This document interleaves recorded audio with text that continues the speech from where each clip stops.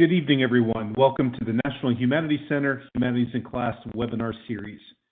Tonight's session is titled, Who Counts in Capitalism? The Case of the Early Cigarette Industry. I'm joined by Professor Nan Enstad. She's a professor of community and environmental sociology at the University of Wisconsin in Madison. Today is February the 17th, 2022.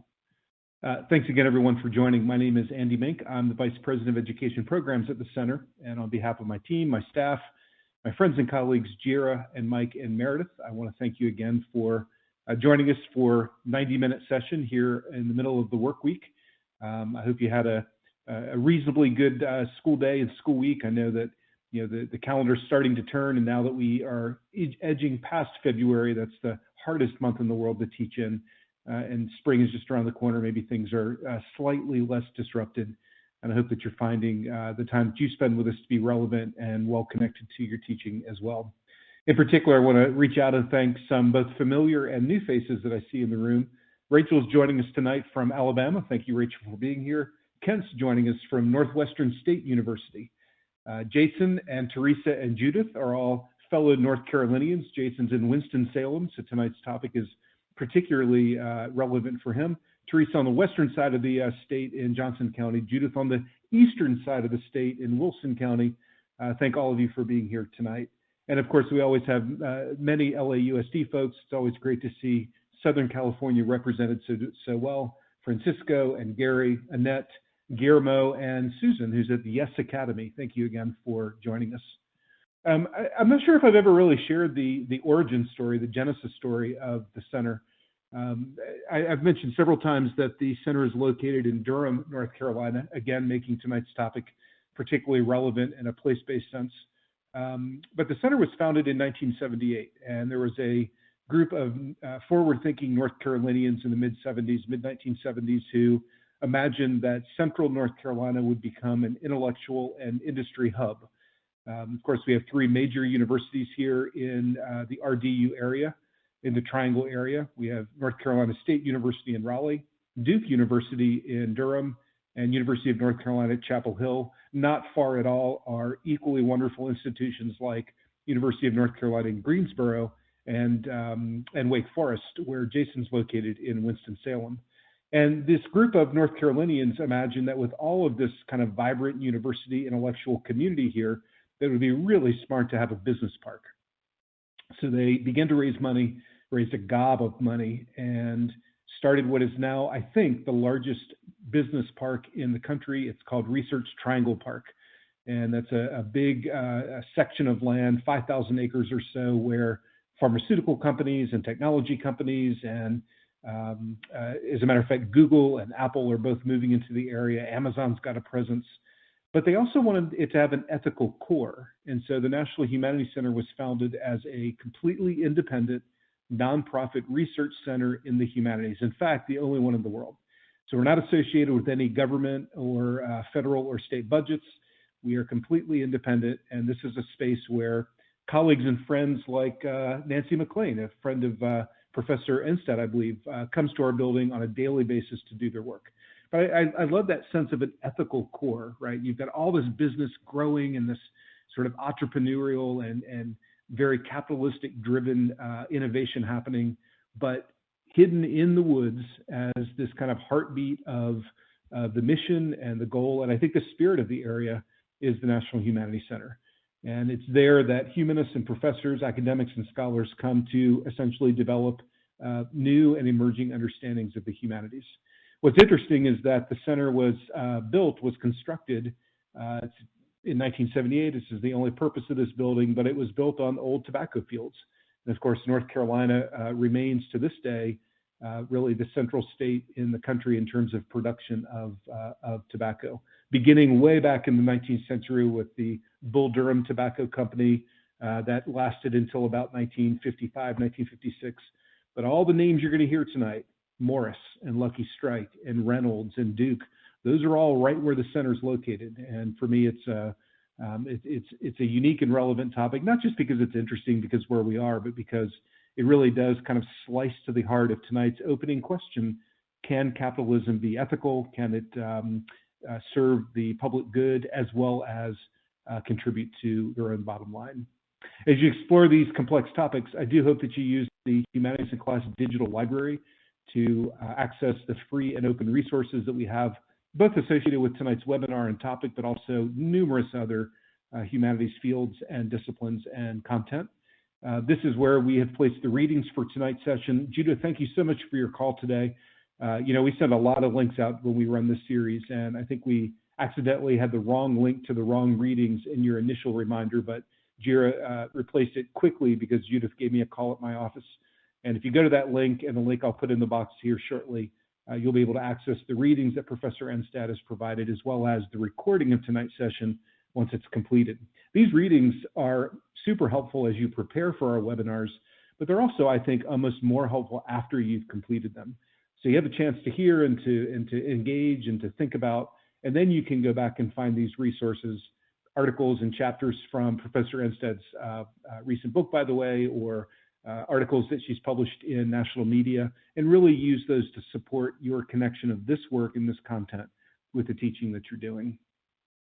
I'm hopeful that all of our webinars, and I think we only have about 12 or 13 left this season, are helpful, and I hope they're helpful because they provide context. There are words and there are concepts that our students are exposed to on a regular and daily basis. I don't know that they always quite understand the nuance of those things. I do hope you join me for any of the upcoming sessions, but particularly these four. Beverly Gage will be joining us to talk about America's love-hate relationship with socialism. Christina Villarreal will be joining us to provide the Latin American perspective of teaching the U.S. history narrative. Our friend Kimberly Hamlin will be joining us to put the Me Too movement in historical context. And then later this year, almost at the end, Dan Kellerman from Rutgers will be sharing his work on Brexit and how to better understand that field and that topic. We're getting to the end. Our last webinar this year is May the 5th, and I suspect that some of you will still be searching for and looking for professional development credit. And if that's the case, I do hope that you consider some of our online courses. These courses earn 35 professional development credit hours, so they're essentially the same amount of work that we expect for our weekly webinars, but you're able to get it all in one big chunk. We've got about 10 titles that'll be listed in our spring session, including this one, Empowering Maptivists, that we developed in collaboration with the Leventhal Map Center at the Boston Public Library. And then finally, if you'd like to earn even more professional development credits, if you'd like to visit Durham, North Carolina, and if you'd like a $2,200 stipend, I do encourage you to apply for our 2-week Summer Institute for Teacher titled Contested Territory, America's Involvement in Southeast Asia, 1945 to 1975. Applications are due by March the 1st. We'll be reviewing them and make announcements of our selections by March 25th. So you have plenty of time to make your plans for the summer. But this stipend is intended to cover the travel, and we will welcome you to the center Monday through Friday for 2 weeks straight, working side by side with scholars and experts in better understanding America's role in 20th century Southeast Asia. All the work that I'm describing is reviewed and impacted by and always seen through the lens of our Teacher Advisory Council. I want to not only thank this year's group for their ongoing support and their work with us, but I want to announce that on March the 1st, we'll be opening applications for the 2022-23 cohort. That application process will be open for about 5 weeks. I'll be talking about it throughout the webinars. You'll likely receive something in an email, but I do hope that many of you, particularly those of you who spend a lot of time with us in these webinars, come and consider joining us in our TAC, which would give you a much more direct collegial environment at the center. So as we prepare to engage Professor Enstad tonight, I want to remind you of a couple of technical things. The first is if your volume for any reason doesn't seem to be working well, it's almost always on your side. And the first thing I would do is suggest that you check the volume tab. It's just underneath the picture. I think it's the picture of me right now, number 2 in the red arrow. I also would encourage you to use the chat box to communicate with each other, but the Ask the Professor tab to communicate formal questions to Professor Enstad. As the moderator, I'll be bringing this forward on occasion, and as you can imagine, just like you do when you're teaching in person or online, the more questions and the more conversation, the more discussion that we have, the more rich this experience will be for all of us. So I do hope that you take advantage of that. Again, you have joined the Humanities in Class webinar series for tonight's episode titled, Who Counts in Capitalism? The Case of the Early Cigarette Industry, led by Professor Nan Enstad from the University of Wisconsin at Madison. I also want to thank Erica Shaw for being here as tonight's TA. Erica is a social studies teacher in Mount Diablo Unified School District in Northern California. She selected some additional readings and resources that you might find helpful. And I'll also say that Erica and I will be presenting at the California Council of the Social Studies meeting on March the 6th. That's in Anaheim. So all you folks in Southern California, come by and say hi. It'd be nice to finally put a name to a face.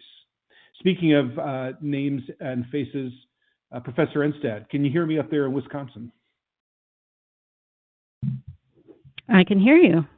We can hear you as well. Thank you so much for joining us tonight. And your voice is strong and clear. In a moment, I'll give you full control of the PowerPoint, and you'll be able to lead us through this conversation. But if you don't mind, I'd like to start with just a quick and somewhat personal question. We have a lot of scholars who come and talk with us and share their expertise. We have a lot of academics and experts who help us make sense of these complicated questions. I think you might be the first professor of community and environmental sociology that we've had. Can you tell us a little bit about that and what that work entails?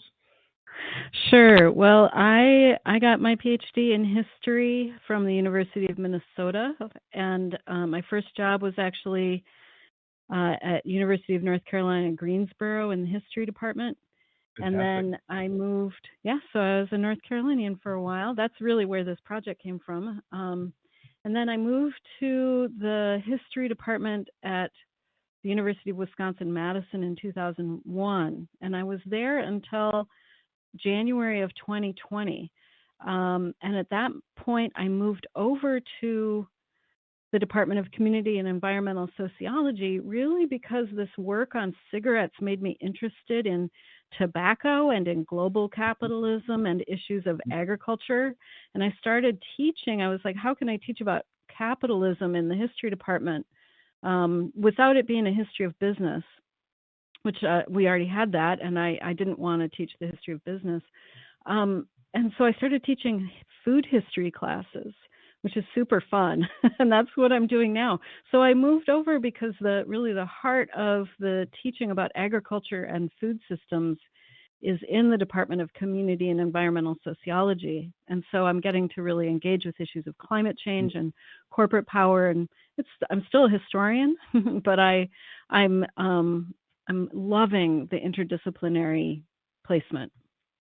You know, hearing you describe that pathway too implies to me a potential answer that likely all of our educators face from their students, which is, why would I study history?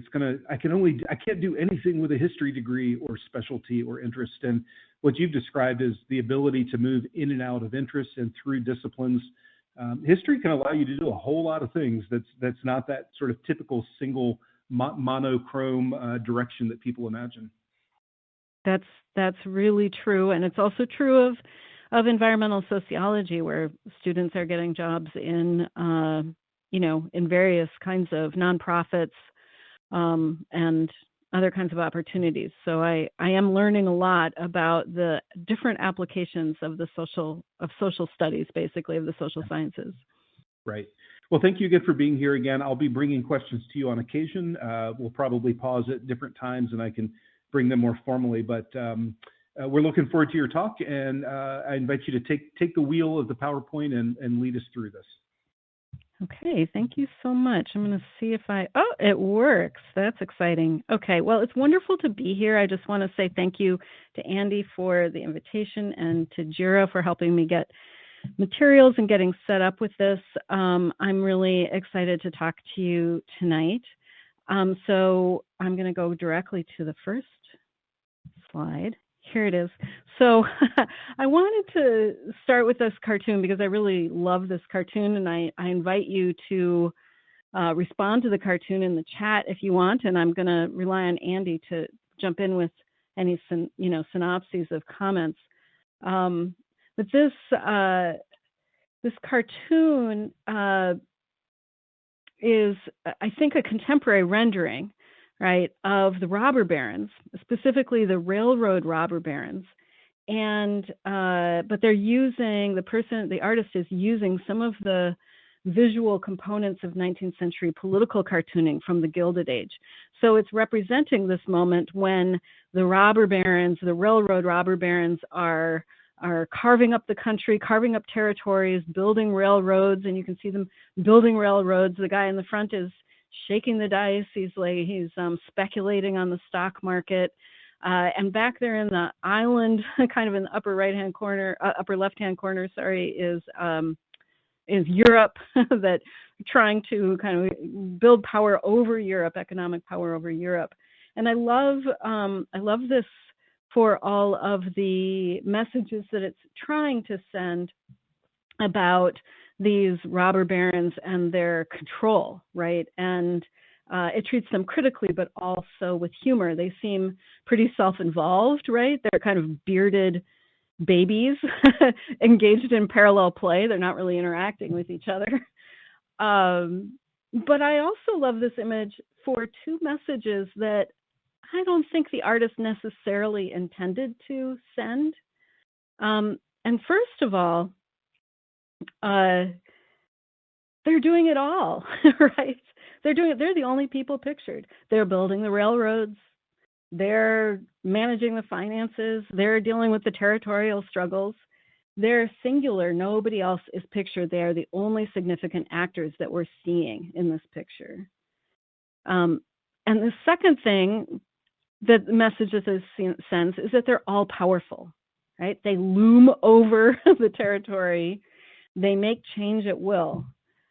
And, when we talk about economic change in this country at this time, and including in as teachers, I think our theory of power is often so simplistic that we basically treat, especially in the Gilded Age, we basically treat these executives and entrepreneurs and financiers as though they had as much power over their worlds as a 4-year-old has over their toy worlds.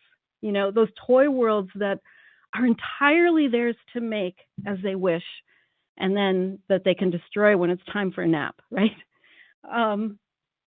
And we know that these things aren't really true, that neither of these points are true. The captains of industry did not do it all themselves.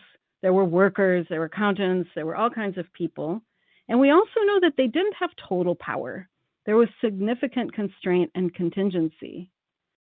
But it's a common feature of the way that we simplify when we teach. And I do it myself. I use just this kind of shorthand. So I might say something like, I know I have said things exactly like this.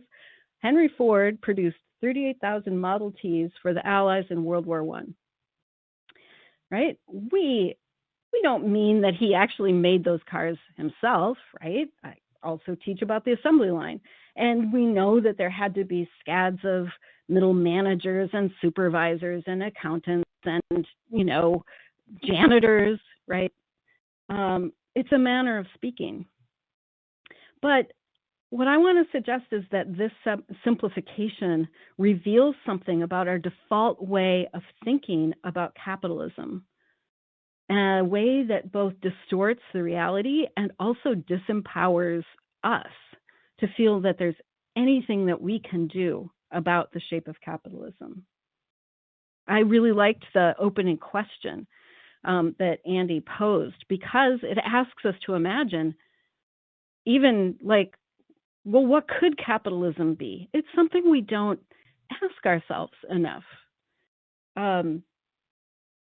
So in fact, this idea of the captains of industry that you see reflected in this image, that has its own history. And that image was largely created by economists between the 1920s and the 1960s. It's why it's so strong for the Gilded Age, actually. That was their first target of how to create these guys in retrospect. And I'm not going to present a lot about that today, but one of the readings is actually a Boston Review piece that I wrote about that. And I'm happy to respond to any questions that you might have about how the captain of industry was a creation of economists and also PR firms. But what I want to focus... Oh, go ahead. Yeah, I'm sorry. I was just going to maybe respond to your invitation, even if it was a little bit hypothetical. It was not. I just, yep. Go ahead. Well, but here's one question for you. You know, we've had several sessions this year so far about the ways in which 20th century historians or media created a narrative that would fit a particular American ideal. Are you suggesting that those historians between 1920 and 1960 did this sort of on purpose, that there was a goal intended for creating this kind of character, this kind of archetype of the robber baron and the Gilded Age that would either respond to some criticism or kind of soften some other problem?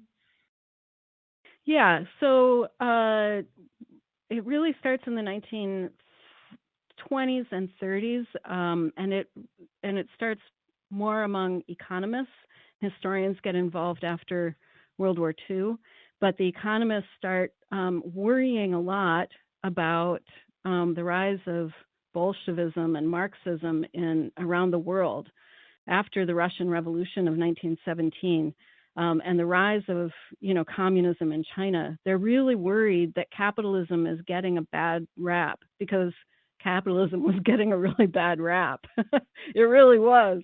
And then when the Depression hit, they got really worried. And so they were trying to create pretty consciously a figure of somebody that could be relatable, right? I mean, they didn't use the word relatable. That's a 21st century thing, but they were trying to create somebody relatable, and they were trying to ascribe to them, like here they're being portrayed as children, but they're trying to ascribe to them great power and innovation, right?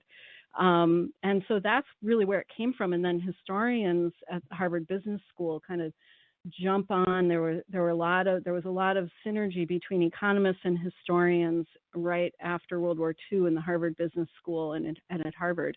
And so they kind of all got together and started creating this narrative that became the predominant narrative in American history, to celebrate American business.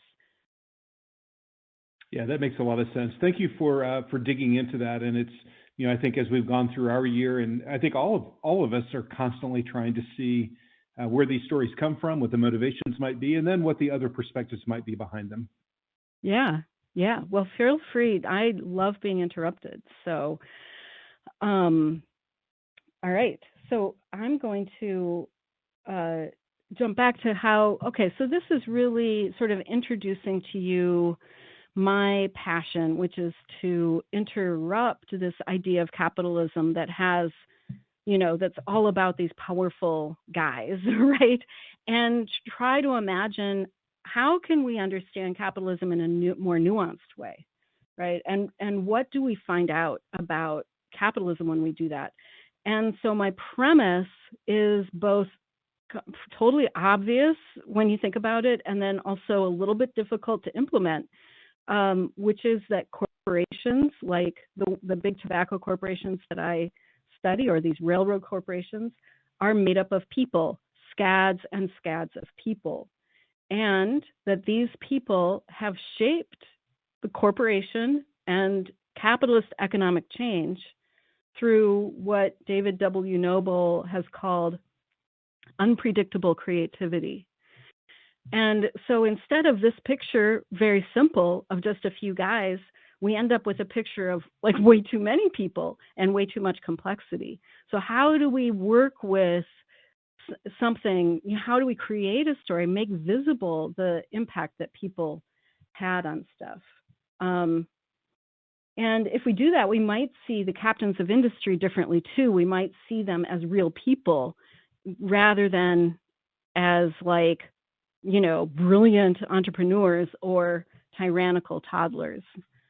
And I want to just kind of offer one analogy. I visited a high school class a couple years ago to talk about my research. One of the teachers, it was a private high school, and he had assigned the book that this comes from and assigned to students to do their own research on a corporation, broadening out from the entrepreneurs. And the students wanted to understand really, why is this important to do?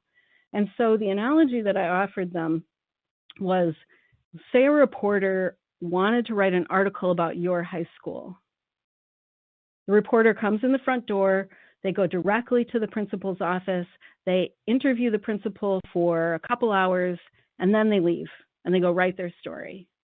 And you'd be like, wait a minute, you'd say to this reporter, you can't do that. You have to go to the nurse's office. We're in the middle of a pandemic. You have to go to the gym. You need to learn about our sports teams, and you need to know which ones are good this year and which ones are never good. You have to find out about the arts. You should at least go to 1 or 2 classes, right? Talk to a teacher.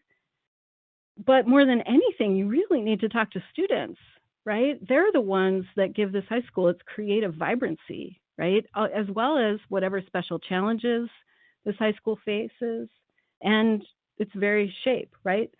So, and if our reporter did this instead of just going to talk to the principal, they might end up, they'd have a much better view of the high school, right? And they might also see the principal as less powerful than they did before. They'd know so much more about the social class issues, the various traumas that students have experienced, the engagement of the parents, and maybe the challenges that those particular parents pose to that. Like they'd see this what even the job is for the principal might look really different.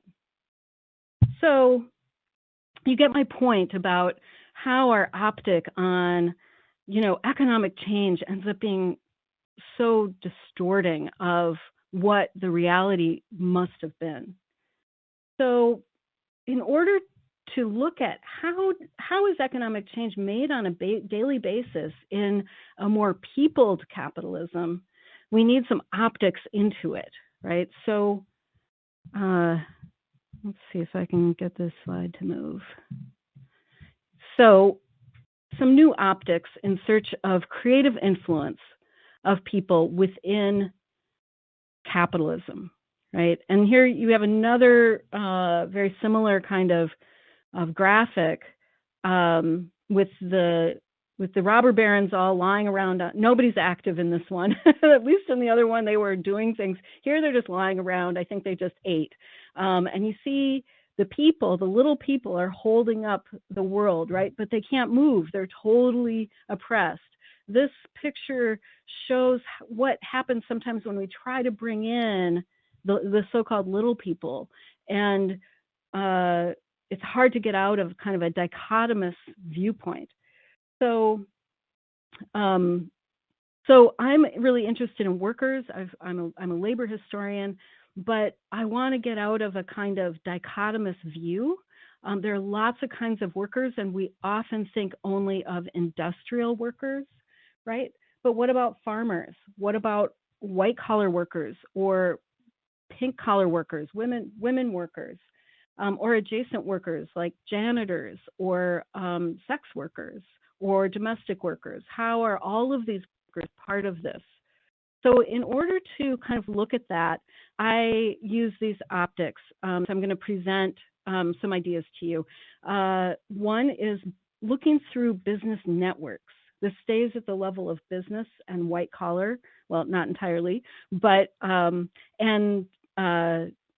then commodities is the second one. And then so-called externals, the things that don't show up on the corporate balance sheet. Okay, so the first optic that I want to talk about are business networks. So the very top row are again those robber barons. The lower row is are the, I guess we could call them the tobacco barons. They're the most powerful tobacco entrepreneurs and executives in my book. We could add to them some of the people that Andy mentioned, like R.J. Reynolds. But we have James B. Duke, Louis Ginter of Richmond, Virginia, James A. Thomas of Reidsville, North Carolina, and Zhengbo Zhao, who does not seem to fit, and I will enjoy telling you his story. So these entrepreneurs and executives. They are the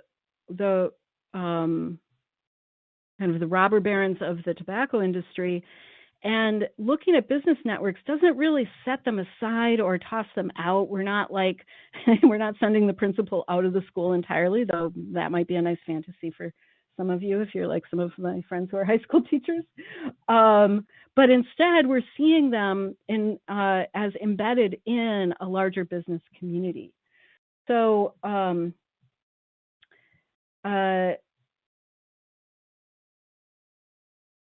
the white guys in this row that I'm showing you have all been celebrated as brilliant businessmen, right? As captains of industry, as men who climbed from rags to riches, right? The three white guys. And when I started my work, I wasn't actually going to look at these guys at all. But I discovered a link between the industry, the cigarette industry in North Carolina and Virginia, where I was doing my work, and in China. And I learned that from the 1890s to the 1940s, the same network of white guys from North Carolina and Virginia ran the industry in both countries. They were from the same towns. Wilson, I saw there's somebody from Wilson, really important tobacco town, Winston-Salem. They were from the same towns and even the same families. They held the white-collar jobs like managing the tobacco plant breeding, buying tobacco leaf at auctions, supervising the tobacco processing factories and also the cigarette factories, and managing sales through the whole realm of sales programs. And they built these parallel systems. So it wasn't a situation where they produced the cigarettes in North Carolina and then they shipped them to China. It was really a situation where from farming all the way up to cigarette manufacturing and packaging and advertising, it all happened in both countries. And these guys, not just these entrepreneurs, but this larger group of white guys were the ones who ran it. And so I discovered this and I was just captivated. I had started my project looking at factory workers, black and white factory workers in North Carolina. And then I discovered this network. I'm like, I have to look at this. But I was a little bit dismayed because I felt like white guys, I wanted to look at the people in the corporation, but I felt like white guys were taking over my study. You know, I didn't question the whiteness of this network at first. It seemed normal to me. This was, Jim Crow era of the South. And so I thought that the whiteness of this network was kind of a natural extension of the racism of the era. And that was a huge mistake of mine. And things shifted for me when I learned that during the very same years as all of these white guys were going to China from North Carolina, black men from the South were going to Ghana as representatives for a German cotton company. They were connected to Tuskegee University. So then I'm like, okay, wait a minute. If black men are going to Ghana for a German cotton company, why are they not going to China for this for the tobacco company? How did this network work, and why was it so white? And so James Thomas of Reedsville, who's the third from the left there, he talks about this network. He says in his memoir, most of the Far Eastern representatives of the company in the early days in China, he ran the company in China, in the early days were recruited from North Carolina and Virginia. There was no rule about this, but as most of the company's men at home came from these two states, they knew where to find assistants, here's the kicker, who from infancy had cultivated, cured, and manufactured tobacco so that it was second nature to them. So what he's saying is that, and I heard people talking about this when I interviewed people, they knew tobacco, they understood tobacco, they had grown up around tobacco. But this explained nothing to me because actually Black people in the South knew tobacco since childhood also. In fact, in the 19th century, Black people had more knowledge of tobacco because during slavery and after emancipation, work in tobacco was considered Black work. They literally knew more about tobacco than white people. So I got even more puzzled about how this network formed and its cohesions and its exclusions. And I'm going to explain to you kind of how it formed, and then we'll return to sort of what does this say about corporate power. So the first answer is to how did this network form is brightleaf tobacco developed in North Carolina and Virginia specifically. Brightleaf tobacco was a special variety of tobacco that had to be grown in a certain way and cured in a certain way. And brightleaf tobacco was not around until about the 1850s. It developed right before the Civil War. And then the Civil War sort of killed the economy in it, killed export and everything in it while the Civil War was going on. So after the Civil War ended, brightleaf tobacco took off in these previously very poor areas of North Carolina, where the soil really is the Piedmont areas where the soil was not that great. The big plantations in tobacco that had made Virginia rich were over on the eastern part of the state. This is more the central part of the state. And they discover that this kind of tobacco can grow on sandy soil. So you've, I'm sure, heard of I would think most people at least have heard of the kind of cigarette Lucky Strike, right? And I never knew what that referred to. I actually thought it referred to baseball. But Lucky Strike pipe smoking tobacco was introduced in the 1860s while the gold rush was going on in California. And what people said is, that golden leaf that I just showed you of bright leaf, that's the color the tobacco turns when it's cured. That was like the gold rush in North Carolina and Virginia. That was their Lucky Strike. The economy had been really devastated by the Civil War. There wasn't really very many ways to make any kind of money. And this area had not been a big, there was slavery, but there weren't big slave plantations, right? And so people were scrounging around. They didn't have any capital, but there's this Lucky Strike. There's this ability to create an economy around brightleaf tobacco. And so this gold rush started, and property that had been pretty worthless suddenly could be used for brightleaf, and it started to make more money. And so what happens, there are these guys like James Duke and the guy who went to China, James A. Thomas. They're celebrated for their rags to riches story, right? They're the amazing, brilliant entrepreneur who went from nothing to everything. But we have to see that they're really part of this history. They went from nothing because they grew up in this area, and then brightleaf tobacco came along. It could have, it should have, it ought to have also been available for African Americans to make money. It's a new economy. It's not like cotton.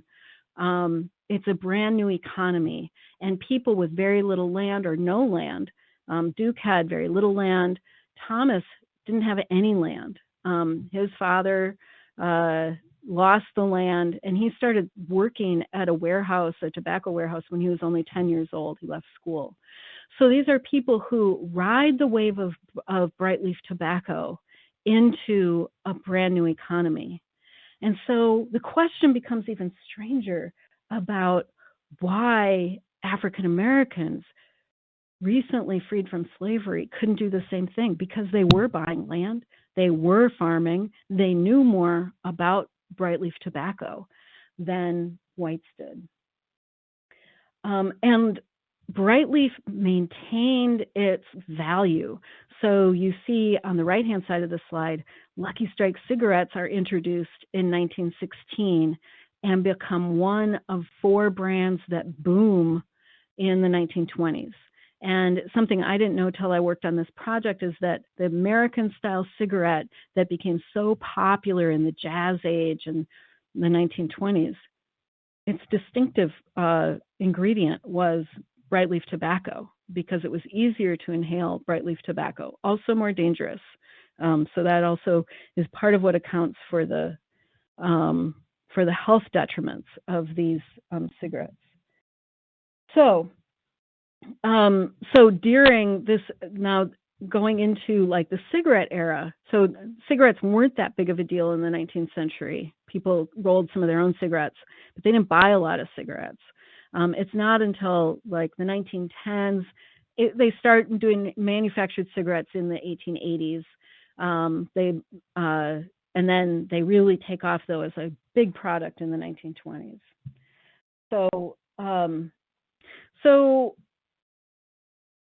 what happens is that hundreds, during this time period, going 1860s to 1890, hundreds of small businesses open. These white guys, they get a little bit of farmland, they start manufacturing some tobacco, they get a little bit of a market for it, they buy up some more, right? And then they create a tobacco factory. And there's literally thousands of small businesses around bright leaf tobacco by the 1890s in North Carolina and Virginia. It's the foundation of the economy. Why haven't African Americans been able to ride that wave? Only through extreme violence and misinformation campaigns did whites deny black skill and wrest control of the industry away from them and make sure that the white collar part of the industry was reserved for white people. Drew Swanson, is a great historian, shows that most of the Klan activity in the late 19th century in North Carolina and Virginia that's been seen as tied to political enfranchisement can be, it's timed in to match the tobacco harvest, right? It's time to make sure that African Americans can't use their control over bright leaf tobacco to gain political and economic power and to buy land. There's a massive, massive violent campaign to pauperize black families around the tobacco harvest. And it's one of the reasons that North Carolina and Southern Virginia are such bloody places at that time. So reason number one of how this became so important is that the Brightleaf network emerged around the opportunities that Brightleaf gave to white people, right? So it's not just the entrepreneurs, it's also scads of people who are owning factories and owning farms. But the second reason that that we can understand why this network is important comes from James B. Duke, who forms the American Tobacco Company with a group of other guys in 1890. And I put much hated here because we put up these pictures and they just seem so venerated. But I want you to realize that James B. Duke was so unpopular in North Carolina and Virginia after he formed the American Tobacco Company, because what he did is he went and he monopolized and took over all of these hundreds and hundreds of companies that were holding up a white middling class, right? A white collar white class. He bought up these companies, he drove them out of business, he was ruthless, and he folded them all into the American Tobacco Company. The American Tobacco Company was a cigarette company. Nobody thought that much of it because cigarettes weren't that big of a deal, but he went into chewing tobacco and smoking tobacco and took over those whole industries using finance and other kinds of methods. So people hated him more than I can say. And this is the next step in the development of this network. One Winston-Salem smoking tobacco manufacturer who was a friend of Duke's wrote to him and he said, "I have heard you cursed by farmers, warehousemen, leaf dealers, and manufacturers. And we have been cursed because we did not curse you." So this kind of anger was really dangerous to Duke. He was engaging in methods that were not accepted. We think of takeovers and mergers and this kind of thing is a normal part of capitalism, but we've had over 100 years to be used to this kind of ruthlessness. People did not think it was cool. And so it was really dangerous to Duke. So what he did is he hired them. He hired all these white guys. They had lost their companies, they had lost their land, they had lost their savings, right? But he hired them as part of the American Tobacco Company, and then the foreign arm of the American Tobacco Company, the British American Tobacco Company. And they and their sons became this Brightleaf network that built the industry in both North Carolina and in China and in other places around the world. They filled all of the white-collar positions in leaf development, sales, and management across the U.S. South and in China. And so that Reconstruction era denial of Black skill now developed into a Jim Crow system of occupational segregation. They denied Black skill, they spread lies about Blacks' laziness or stupidity, and they continued to enforce those exclusions with violence. So white guys on this Brightleaf network became a key managerial component that shaped the company. So again, it's not just to get at the little people, right? Like the big entrepreneurs versus the workers, the like industrial workers necessarily, but also to bring out, where did those entrepreneurs come from? They came from this Brightleaf network that was a key managerial component that shaped the company in the U.S. and China, and they shaped it according to Jim Crow principles. So I just want to show you a few pictures quickly. These on the left are tobacco fields in North Carolina and a family of farmers. In the right is a guy, R.H. Gregory from Wilson, North Carolina, who ran the leaf development, the farming program in China. He's in a farm field of Brightleaf tobacco in China. So you see, you have to hear from me to know that these are different places. And on the left is people drying tobacco, African Americans drying tobacco in North Carolina. On the right, R.H. Gregory is inspecting some drying tobacco in the south of China. On the left, you see Black women are stemming the tobacco. It's a processing stage where it's kind of like if you eat collards, pulling the leaf off of the stem. Very dirty and dusty and tedious work that Black women were assigned to do for low pay in the United States. On the right-hand side, you see Chinese women stemming tobacco in Pudong, China. And it's hard to see, but up on the top, you see cigarette making machines. Chinese boys and men are working at the cigarette making machines in China. And on the right is a woman in North Carolina. She's actually at a cigarette packing machine in North Carolina. You see her supervisor making sure she's doing it right. So these white guys in this network are creating strong parallels between the U.S. and China. They're using they're steeped in Jim Crow as an occupational segregation strategy. So they use really similar kinds of strategies of debt and segregation to disempower farmers and workers in both places. You can see that commonality. So just a couple points, and then maybe we can break and talk about anything you want to talk about. A couple points to pull this out.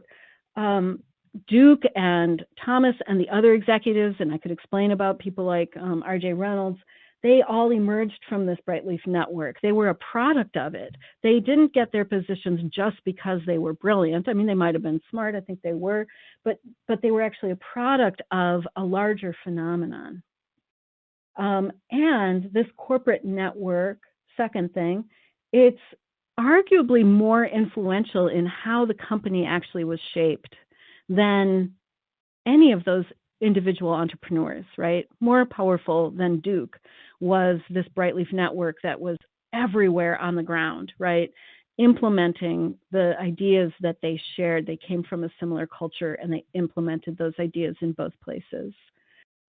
So it's really a part of understanding how capitalism works. It's made by people who are within a culture. It's not just made by these big executives. Professor, we have some questions that have started to come in, and again, I'm going to remind the audience that you can use the Ask the Professor tab to submit formal questions in response to what is being presented. But I'd like to bring a couple of them to you now and maybe clarify some of your points and extend them a little bit. The first question actually comes from Jim. Jim is in Macomb, Illinois. I'm going to paraphrase this a little bit, but Jim notices that although you have pretty consistently mentioned or alluded to racial lines, it's very clear that political boundaries, national boundaries, state lines seem to be really blurry. I mean, we're moving, this capitalistic impulse is moving between countries easily. And would you say that this is, maybe that's what globalization is really, but would you say that the story you're sharing does in fact kind of avoid those kinds of artificial political boundaries? That's a wonderful question. So it's interesting to see how the foreign expansion happened. In China is especially interesting in that regard, because in most places when the American Tobacco Company and headed by Duke, when they expanded, they would in the 1890s especially, they would go and just buy a cigarette. Every country had their cigarette industry, right? It wasn't all Brightleaf cigarettes, but they had a cigarette factory.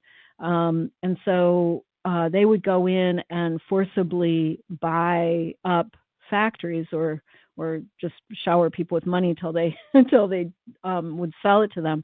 Then they'd convert it to a Brightleaf cigarette factory and expand that way. But in China, there was no established factory. So that's why you end up with them. In the first model, you just send a couple advisors, and you're not creating a huge kind of imperial structure. But in the second model, you have to send hundreds of people to set up an industry. So they looks very different, and it wasn't really easy actually. In China, there were wars fought to make China to force China to open up treaty ports to Western countries, right, and Western companies. And the American Tobacco Company absolutely just followed what those wars won for them, right? So it wasn't easy. Then they also, in China, had to get the Chinese government to pass an incorporation law so that corporations would look similar in China and have similar kinds of rights as they do in the United States and England. And that also was about kind of imposing a model of capitalism on a country that hadn't had it in the same way. It certainly had economy, certainly had businesses, but it didn't have the same kind of corporations. So there were lots and lots of changes that had to happen. I'm going to bring this next question and try to tie it together with what you just responded to. This question is from Allison, who's in Salt Lake City.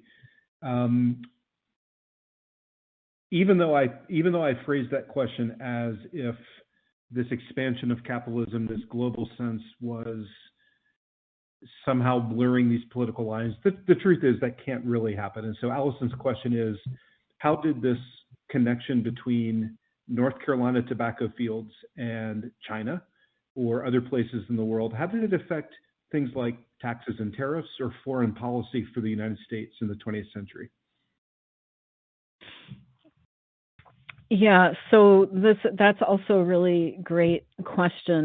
There's a great book by somebody named Sarah Miloff that's a political history of cigarettes, and she maps all of the different ways that the government in the United States is creating programs that help the tobacco corporations. In terms of tariffs, the part of what the American Tobacco Company would do is kind of respond. Part of the reason that they went abroad in the first place was because this was a high tariff time. And so, for example, Japan had a lot of protective tariffs. So the American Tobacco Company bought a cigarette factory in Japan and started making cigarettes there, kept the management in place, but then used that to get around the tariffs, right? So then they can sell cigarettes in Japan, but they're made in Japan.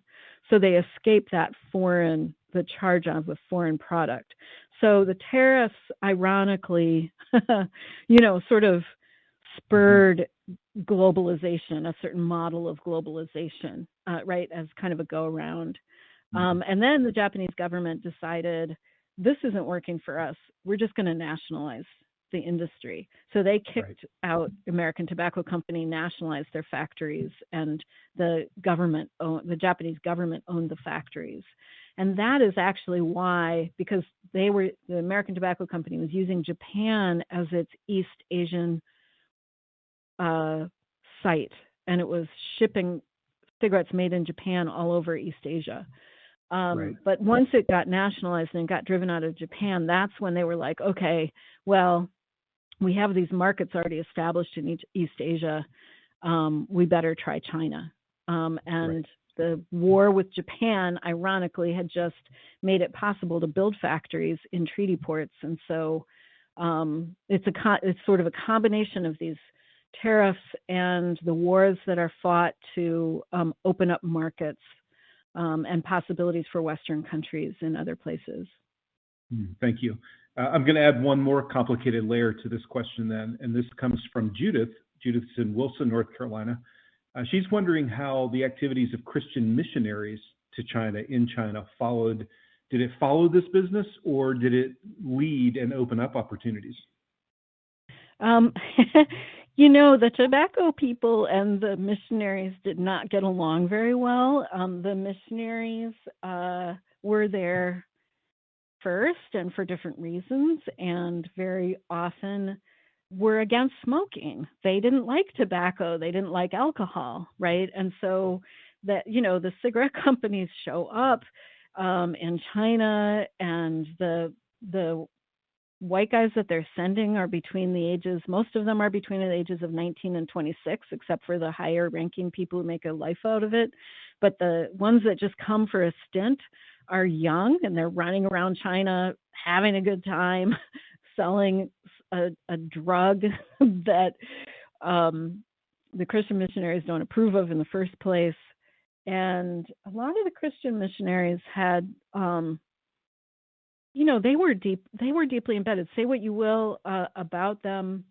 There's plenty of critiques to make of them, but they were more deeply embedded by that point into communities. And so they saw people who had been growing subsistence crops shifting to growing to big fields of monocropping tobacco. And they said, there's going to be a famine. And they were right about that. So yeah, they didn't get along very well. Thank you. Professor, I've got one more question and then a reminder that we've got about 30 minutes left. So I'll offer you this and then invite you to go forward. I'm going to actually take a comment from Mike. Mike is joining us from Pennsylvania. He said a little bit earlier in the chat box, it's scrolled out of view now. He thought that the story you're sharing immediately reminded him of Rockefeller and oil. And so my question for you is, thinking about capitalism as a concept, as a way of approaching business and interaction, were these things happening in concert? Was this kind of I don't mean this to sound like a conspiracy, but if Duke is doing it in tobacco and Rockefeller's doing it in oil and someone else is doing it in sugar or technology or automobiles, Henry Ford, whatever, is it just a natural extension of capitalism that someone realizes they can buy up everybody and dominate, or is there some kind of primer, right? You see him do it over there. Oh, I can do it in this domain, in this way. or is it just a natural part of how capitalism works? Great question and comment. And it's not a natural way that capitalism works. There's a response to the New Jersey incorporation laws of 1890. So there's no mystery about why Duke ended up incorporating in 1890, right? The New Jersey passed, it's sort of like the Delaware of the 19th century. They passed these very lax incorporation laws that gave people all kinds of new powers. So there's a legal floor. It was immediately challenged, but it sustained itself. So it gave a new legal form for what corporations could do in terms of taking over other companies and owning other companies, right? So it really changes the game. And of course, that's a little bit late in the whole robber baron business. So Duke is partly looking at the people who had come before, but there were all kinds of attempts to figure out how to create a legal floor that would define capitalism and define how companies could use private property, new rules for private property. And so you start to see like the Sherman Antitrust Act and other kinds of challenges end up being kind of like a tug of war over how we're going to empower corporations. So I call it, I talk about corporate empowerment, right, in this time period, because corporations gained a lot more legal power. Now I think we think about, we sort of naturalize this is how much power corporations have, but we need to regulate them over here, as something external to that. But actually, what is a corporation? That's a very recent, historically speaking, a very recent entity. Corporate personhood, we hear about that. That was really established in the 1890s as a thing. So what even a corporation is, what even private property is, these are things that were being fostered, and it's why once they were in place, then people could exploit them, and you start to see people doing similar kinds of things. But the more power people got, the more power they had to rig the system. I mean, it's the same thing we see today, right? Is like the more power, the bigger the company is, the more they can hire the lobbyists, the more they can get people onto the committees, the more political power they get. And then they can create these definitions. Okay. So, well, thank you for addressing all those questions. Of course, now I can say that we have about 25 minutes left. So I'm going to let you move forward, and we'll pause again maybe closer to the end. Okay, so I want to just qualify this with one thing. I've told a story of really Black disempowerment. I want to qualify this by talking just for a second about Zhengbo Zhao, who was Bat's most successful entrepreneur. So mostly what the Brightleaf Network did in China was try to set up the exact same kinds of disenfranchisement that worked very well with African Americans in the U.S. South. But what they found is that they could disenfranchise Chinese farmers, and they could disenfranchise Chinese factory workers, but they needed Chinese white-collar workers. They didn't know the language. They didn't know the business customs. They really couldn't even, feed themselves in China. They absolutely depended on a white-collar network to get their cigarettes out. And so Zhengbo Zhao ended up doing, and he himself hired thousands of Chinese white-collar guys. He ended up doing over half of Bat's business in China. So an interesting side story is that, and then you don't hear this very much about imperialism overseas, is that they really couldn't do it all on their own. And in the 1920s, as I said, Brightleaf cigarettes boomed around the world. So on the left is the Camel cigarettes. On the right is Ruby Queen cigarettes, the brand that boomed in China. And so I just want to at least dip into the second optic here. and that is commodities. Like, how can we use commodities as a way to see power a little bit differently? And we are used to seeing ads, right? Ads are such great sources to use in classes. And on the left is, I think, a Hatteman cigarette ad. On the right, obviously, a Lucky Strike cigarette ad, selling the kind of glamour that went along with cigarettes in the modern era of the 1920s and the Jazz Age. But I noticed something similar about this, which is that we make a similar kind of over attribution of power to Madison Avenue and to ad people, right, as we do to executives. We give them all the power as though they can dictate change. They just think it up in their offices in Madison Avenue, and then we all do it. And we know they have enormous power, but we also know that that's not quite right. So how can we see this as something that's a little bit more nuanced? And so let me see, I'm going to have to make this a little shorter. There's a strong association that emerges at this time between cigarettes and jazz music and jazz dance.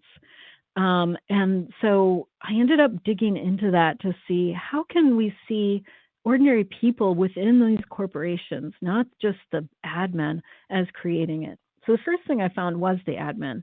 There were these radio shows. The Lucky Strike Radio Hour was the first one in 1928, where they, the new medium of radio, they'd create a jazz show that would run, and people would turn on their radio, and then they'd dance in the living room. And they'd have people over, very pandemic-friendly activity as I think back to it. This is a picture of the jazz band for the Camel Caravan, but it was a radio show. And all of the different brands had this by 1930. They all created radio shows to promote the association between cigarettes and jazz. But thinking about it, by 1928, when the first one of these emerged, the whole like 20s vibe of the modern world and the whole like boom of cigarettes and the association of cigarettes to jazz had already been developed. This was really following, not leading, that association. And so I speculate that it really came from the layout and the activity of jazz dance, which was an international phenomenon, so popular. Here is a Harlem jazz club, and you see along the sides of the room the tables where people would rest from dancing, and then they'd have a drink and a cigarette. Here is a Chinese big ballroom with tables around the side for taking a rest from dancing, and a stage at the front. Very similar, international similarity. Here's a picture of a ballroom in China.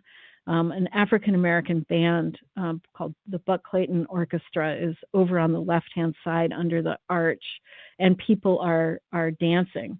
But we already saw from this, it's not the exact same. It might be. Nope. There are tables along the side that are harder to see when there are people in it. So the association between jazz and cigarettes started in these spaces.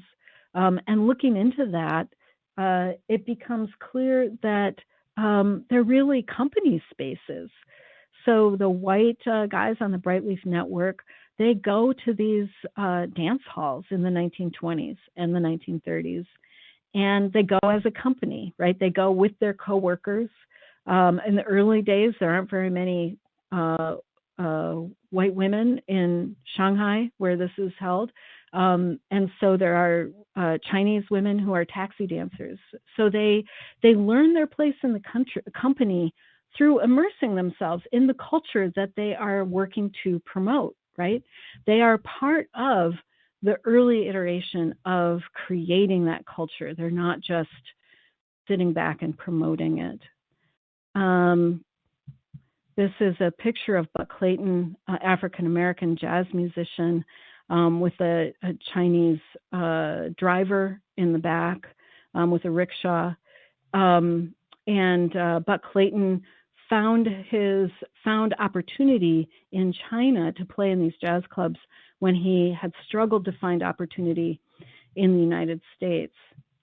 And so what I noticed as well is that when I talk to the factory workers, I haven't talked about very much yet, so I want to make sure I get to this.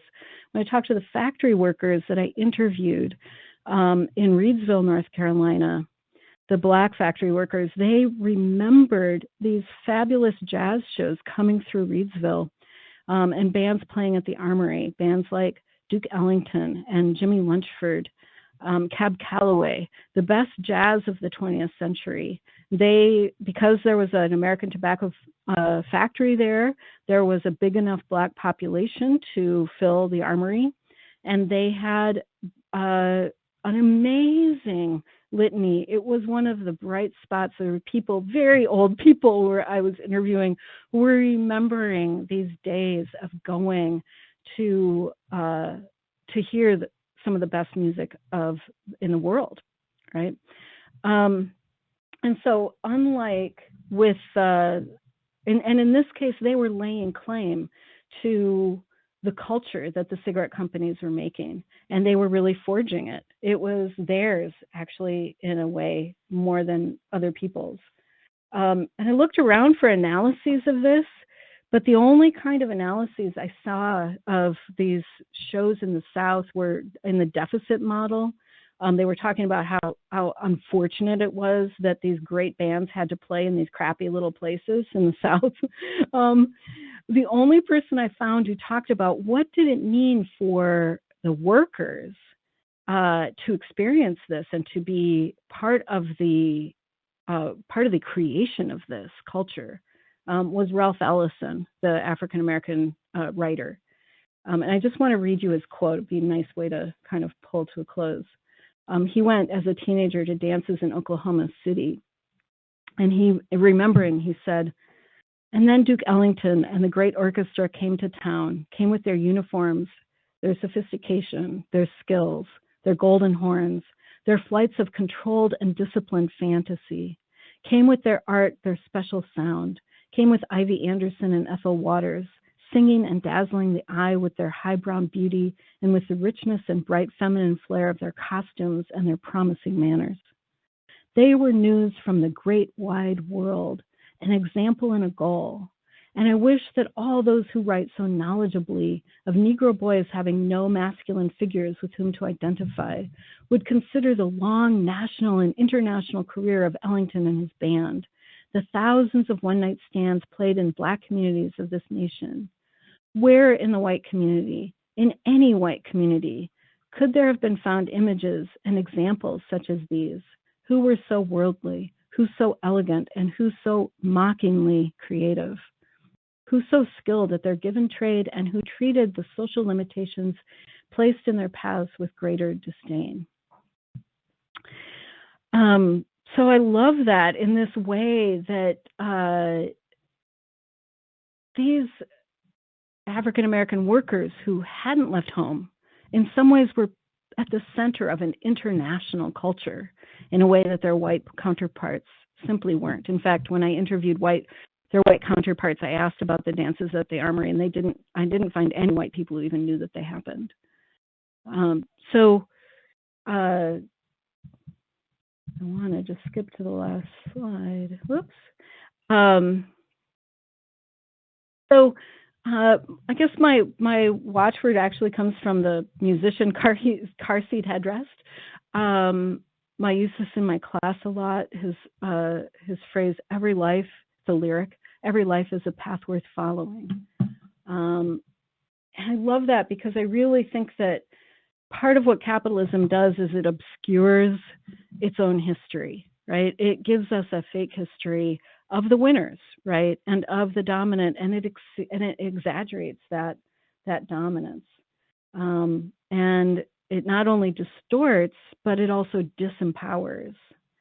And so, if we see history, even capitalist history, as made by people, and we see every life as a path worth following, that it's going to lead us somewhere, then we can see that Capitalism has been made by people, and it therefore is subject to change.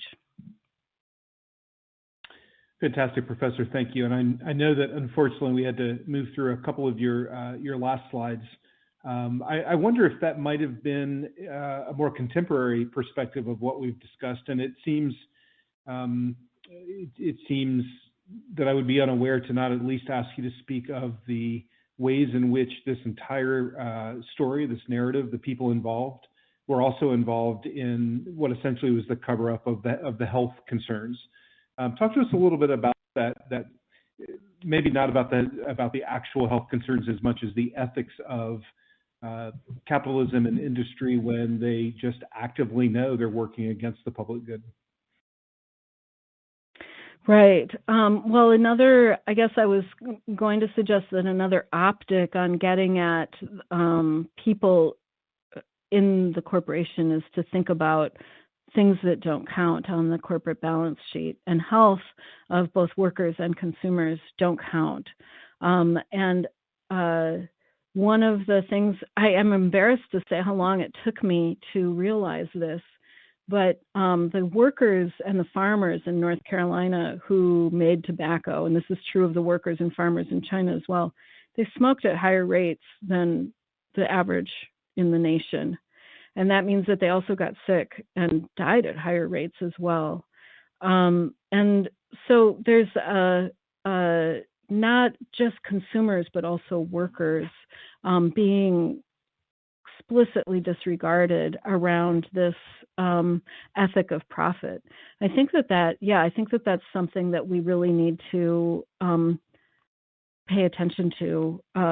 It's a little bit hard to go into a huge amount, but I can say that the companies started being challenged around health in the 1920s, as early as the late 1920s, as people started to see the effects of the cigarettes. And of course, people didn't know then, but that's the legal angle on it. What's really clear to me when I look at the response is that the response was entirely a public relations response. We just need to snow the people. We just need to make sure that this doesn't catch on, that this doesn't go anywhere. There wasn't any actual concern about the health of people because they had never been concerned about the health of their workers. Right. And I'm going to bring this question from Allie. Allie's a good friend at the Bank Street School in New York City, and maybe tied into this part of the conversation. She's wondering if the job satisfaction at these tobacco factories was greater than other factories, and what that may mean for any collective action around bread and butter issues.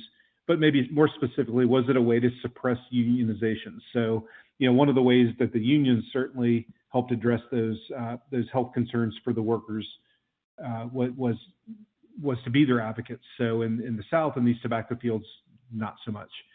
Was this a way to suppress that kind of collective organization? Well, as soon as the legal floor for unionization shifted in the 1930s because of the Roosevelt administration, putting actual rights to organize under workers, the tobacco workers started to organize. So both black and white, black actually first in Reidsville, and so there were unions. Unfortunately, the unions were very segregated, and that really weakened them because the company was pretty successful at setting people against each other. So I think that when you go into when I would interview people, there was a lot of enthusiasm about jazz, but there wasn't a lot of enthusiasm about the companies. People were hesitant to talk to me because they were afraid they would lose their retirement benefits. But once they did decide to talk to me, they were pretty clear on what was going on. So yeah. I'm not sure if that really answers the gist of the question, though. Yeah, thank you. This question is a little bit sideways in a good way. This comes from Andrew, who to his friends is known as Casey. Andrew's wondering if the other paraphernalia associated with tobacco, like the ashtray or the lighter or various other implements, if they were a part of big tobacco as you're describing it, or were they sort of tertiary companies and industries? That's a great question. Let me think about that for a second.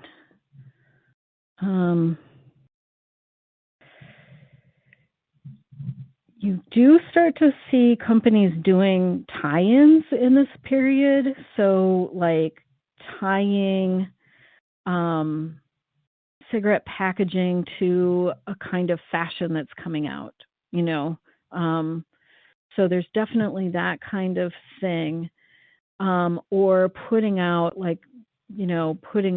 a free, like, if you get this many coupons, then you can get a free, ashtray or something like that. Mostly, though, I think at this time they were still rather separate. Yeah, it's a really interesting question.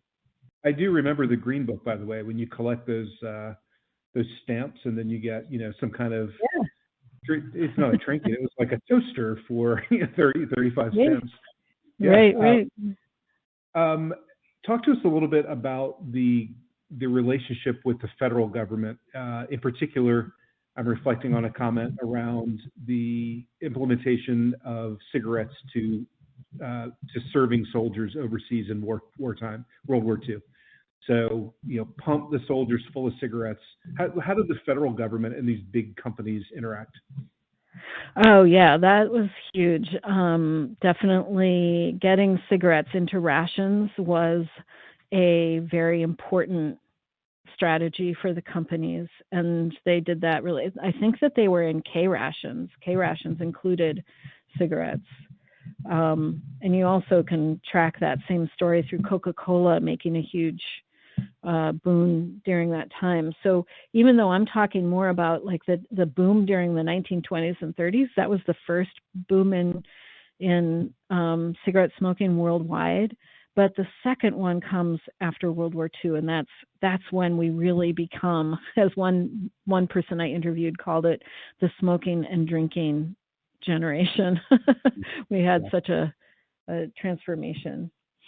Right. This question comes from Mike. Again, Mike is in Pennsylvania. He notices that in the photos you shared, there were Black women working with drying the leaves and removing the stems. However, there were white women working with the actual cigarettes. That was the picture with the supervisor sort of in the background. Was there a particular point in the production process where the workforce transitioned from Black to white? Yeah, that's great. So this was the use of Jim Crow segregation. We think of it as something that like segregated lunch counters and buses, but it was equally important as a segregation of the workplace strategy. And so African Americans worked only in leaf development. So they only worked in the leaf warehouse. Black men worked moving the big barrels of leaf around, and Black women stemmed the tobacco. And then on the cigarette side, where people worked with machines, those jobs were reserved for white people, white women, and then white men worked some of the bigger machines. And you see that strategy of, it's totally arbitrary, but stemming is a little bit dirtier, and that's maybe how they created stigma around stemming. And so working class white people worked in the cigarette side and got paid a little bit more, getting what Dave Roediger has called the wages of whiteness. And then when they went to China, they implemented it in a different way. They put women to stemming who came from the less prestigious, who were migrants into the city and were from less prestigious provinces. And then in the cigarette making, they had boys and men, boys doing the work that white women did in the South and men doing the work that white men did in the South. So they used age and region and gender in China to, again, create stigma and status, and so divide the workplace. Thank you. This question comes from Teresa. Teresa's joining us from Western North Carolina in Johnson County, and she's wondering if you've looked at or can speak to what I would qualify as the perhaps unintended consequence, but really benefits of the investment of these big companies and corporations in their communities. Things like the philanthropic side of Duke or Bowman Gray, the hospitals, the wonderful gardens in Richmond, the Ginter Gardens, the universities that bear these names. Talk to us a little bit about the philanthropy that comes with this level of economic success. Yeah, well, it's a great question. I'm actually writing a little piece about Duke Chapel right now and the Duke statue. If you go to the Duke campus and you go in, there's a chapel right at the very center of it that was built when Duke gave his huge endowment to the school. And if you go into the chapel, you'll see that there are these tombs. And did you know this, Andy? I do. Yeah. Yeah. There are tombs of Duke and his two of his brothers and his father right there in the chapel. And I've been thinking, well, why are they there? I actually discovered it when I was on the break from the archives, and I wandered over because it was a really hot day, went into the chapel. It's like, wait, why are there dead bodies here of these entrepreneurs?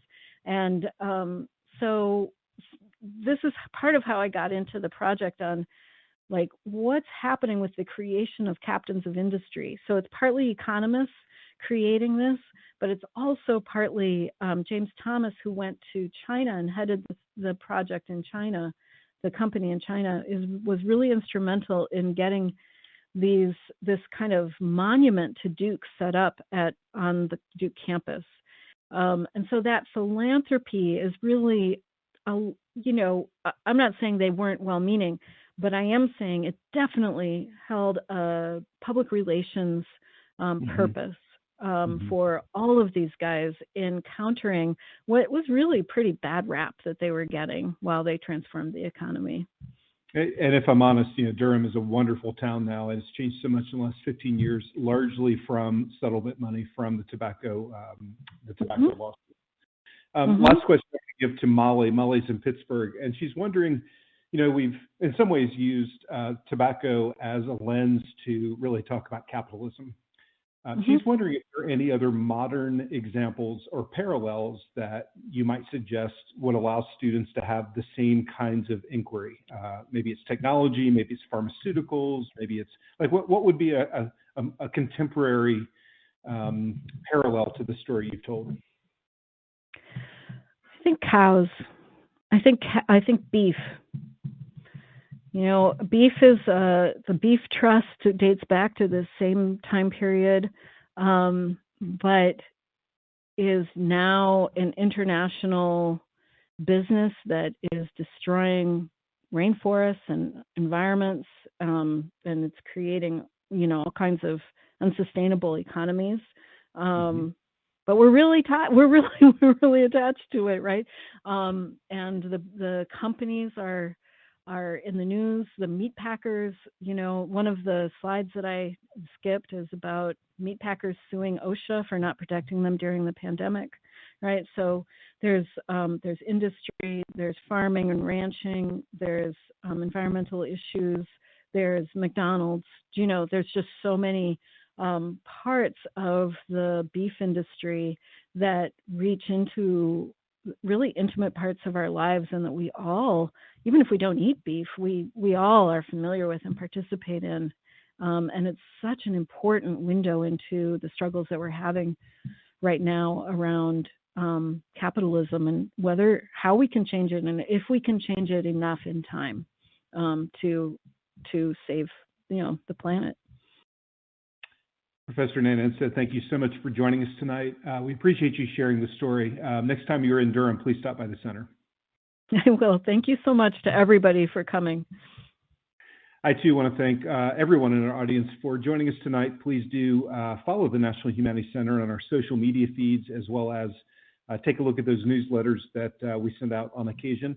I hope to see you at upcoming events. Our, again, webinar series has about 12 or 13 left. That does include the next one scheduled for February 24th. I'll be joined by Matthew Garcia, who's a professor of history at Dartmouth, and he'll be sharing his work on Cesar Chavez and the farm workers movement. Thank you again, everybody, for joining us. We appreciate your time and your engagement. I hope to see you next time in the Humanities in Class webinar series. Good night, everyone.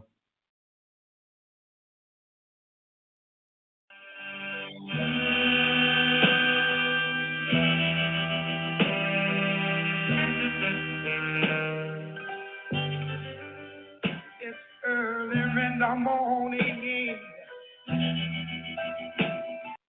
about 2:45. I'm sitting here talking with my baby over cigarettes and coffee. And to tell you that, Joe, I've been so satisfied. Honey, since I've met you, baby, since I've met you, oh, baby, that I've been around. No good-looking girls out there, they just don't seem to fit in. No, it didn't particularly sad, yeah. But it seems so natural, door that you and I are here, just talking over cigarettes and drinking coffee. You know, my heart fell down. Love that man got down.